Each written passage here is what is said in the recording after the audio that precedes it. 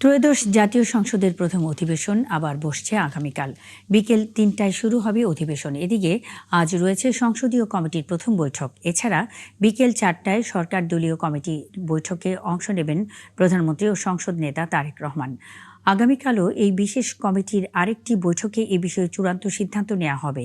এর আগে বুধবারের বৈঠকে অন্তর্বর্তী সরকারের ১৩৩টি অধ্যাদেশের ১২০টিতে একমত হন বিশেষ কমিটিতে অংশগ্রহণকারী সদস্যরা। সেদিন স্বরাষ্ট্রমন্ত্রী সালাউদ্দিন আহমেদ জানান, জুলাই সনদকে প্রাধান্য দিয়ে এই সংবিধান সমুন্নত রেখেই কমিটি বিলগুলো সংসদে উত্থাপন করা হবে। অন্যদিকে দুদক, মানবাধিকার কমিশন এবং পুলিশ কমিশন সহ বেশ কিছু অধ্যাদেশ সংশোধন করে বিএনপি সংসদে উত্থাপন করেছে এমন অভিযোগ জানায় জামায়াত।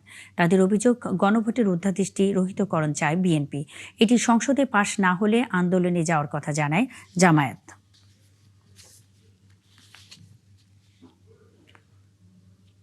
সংসদীয় কমিটির বৈঠকের খবর জানাতে যুক্ত হচ্ছেন সহকর্মী সবুজ মাহমুদ।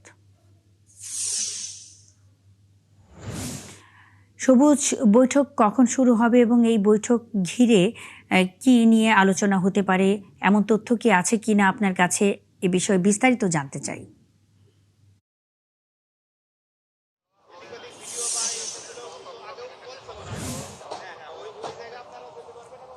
মনি, আমরা জাতীয় সংসদের ফটকের বাইরে দাঁড়িয়ে আছি। বৈঠকটি সকাল 11টা থেকে শুরু হওয়ার কথা রয়েছে। আমরা এখনো ভেতরে প্রবেশ করিনি। তবে এই বৈঠকটি হবে হচ্ছে, এই যে জাতীয় সংসদ শুরু হলো, সেই জাতীয় সংসদের নিয়মিত কার্যক্রমকে গতিশীল করার জন্য সংসদীয় যে কমিটি, সেই কমিটির বৈঠক হওয়ার কথা রয়েছে। গতকালকে শুক্রবারে একটি প্রেস বিজ্ঞপ্তির মাধ্যমে জাতীয় সংসদ সচিবালয় এই বৈঠকের বিষয়টি জানিয়েছে এবং যে বৈঠকটি শুরু হবে সেটি আসলে জাতীয় সংসদের কার্যক্রমকে গতিশীল করার জন্য, এবং যেহেতু এটি এই ত্রয়োদশ জাতীয় সংসদের প্রথম সংসদীয় কমিটির বৈঠক, সেহেতু এই বৈঠকে বিভিন্ন দিক নির্দেশনা এবং নীতি নির্ধারণীয় বিভিন্ন সিদ্ধান্ত আসতে পারে বলে জাতীয় সংসদ সচিবালয়ের সূত্রে আমরা জানতে পেরেছি। এবং আরো একটি বৈঠক বিকেল 4টায় হওয়ার কথা রয়েছে। সেখানে সরকার দলীয় যারা সংসদ সদস্য রয়েছে তারা কিন্তু সেই বৈঠকটি করবেন এবং সেখানে প্রধানমন্ত্রী তারেক রহমান যুক্ত হওয়ার কথা রয়েছে।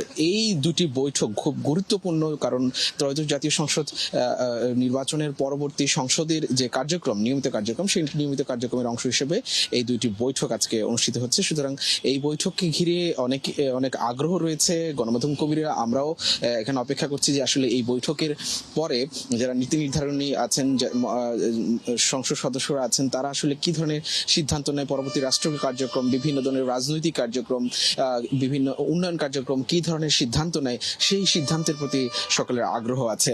এই ছিল জাতীয় সংসদ এলাকা থেকে সংসদীয় কমিটির বৈঠকের সবশেষ খবর। সবুজ মাহমুদ, আপনি আছেন সেখানে, নিশ্চয়ই পরবর্তী সংবাদ সংযোগে আমরা আবারও এই বিষয়ে আপনার মাধ্যমে দর্শকদের জানাতে পারবো। প্রথম সংসদীয় কমিটির বৈঠকের খবরাখবর নিয়ে সবুজ মাহমুদ যুক্ত ছিলেন।